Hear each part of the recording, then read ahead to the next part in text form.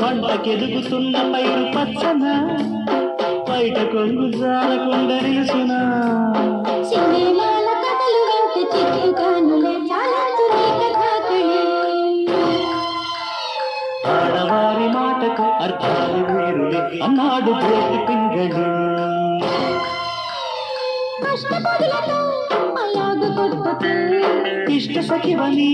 ఇలాగ వస్తిని కష్టపదులతో అలాగ కొట్టుకు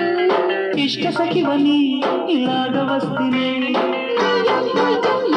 అడ్డదారు చూసుకుంటా ప్రేమ లేఖ రాశ నీ కంది ఉంటది